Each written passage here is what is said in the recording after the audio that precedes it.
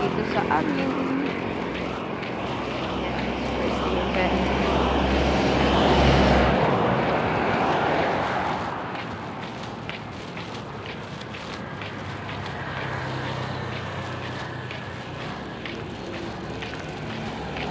I'm from Bicol, guys, and sa province kahit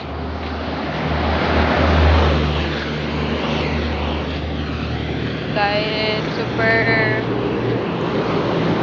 mababa yung wages dito sa amin, still babalik ako dito because why not, diba? Like, sobrang safe dito to the point na you can just walk from Centro to your house.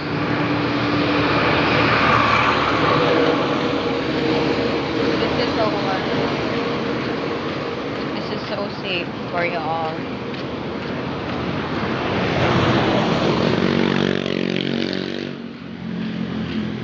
Hindi na ako nag-take ng tricycle kasi maraming kolorum and maraming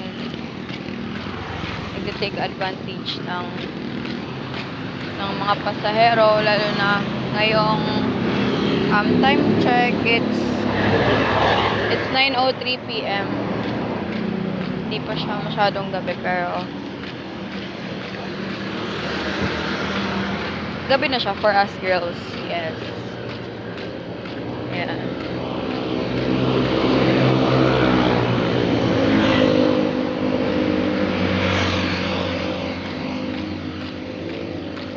Super safe dito, guys.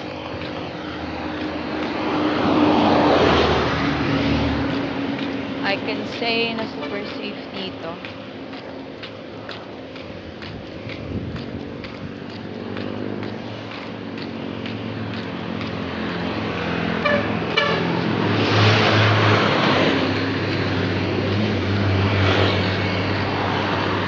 By the way, highway namin yan. National highway. That's why allowed na yung mga trucks pag 8 PM up na dumaan dito instead of diversion. Kasi may diversion kami. Pag umaga, hindi sila allowed dito sa National Highway. Doon sila sa isang way. Kasi dito, dito nakalagay yung sentro namin. Yeah.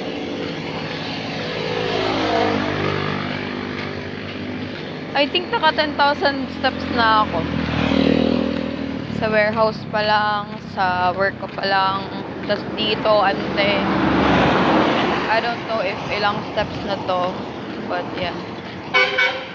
Parang tanga na, kinakausap yung phone ko.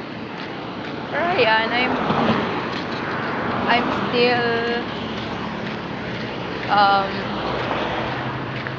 I'm still blessed kasi sa napagdaanan ko last year, grabe. I don't really think na makakayanan ko pang maglakad ng ganito. Like before, takot ako nung basta nag-diagnose kasi ako nung last April ng something, and then nagkaroon ako ng panic attack sa public to the point na hindi na ako makapaglakad sa public and makapag-cross ng pedestrian lane. Diyos ko, it's almost 2 months or 3 before ako magkaroon ng courage to face my fear. Ayan. So ang iniingatan lang dito, guys, is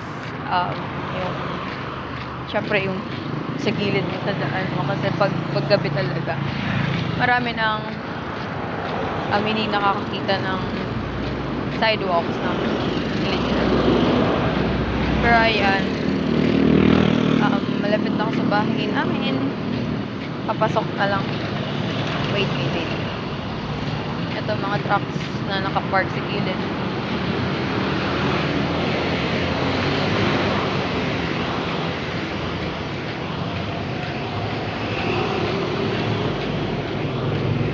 Ayan, dito.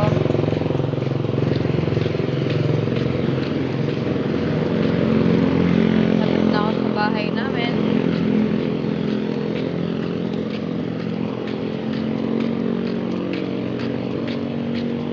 Ito yung super malapit sa bahay namin, which is yung rice mill. Ayan, BMC 42 Rice Mill Corporation. Ayan. Tapos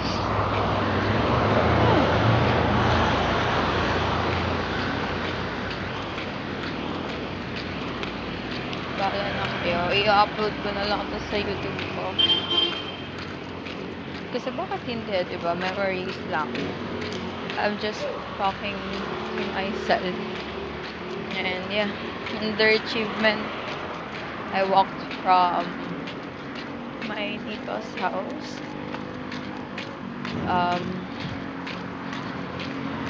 Kasi yan, grabe, less than 10 minutes pala yung lakad ko.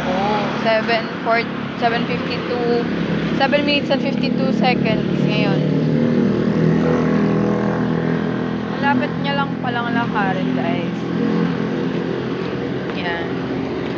Konting ano na lang and papasok na tayo. Ayan. So we saved 12 pesos.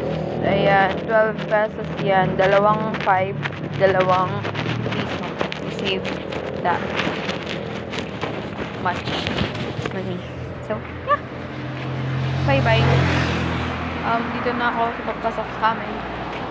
And I'm glad na umuwi ako safe. 8 minutes and 42 seconds. Yeah. So, I think that would be all. Super, dito is safe dito sa amin.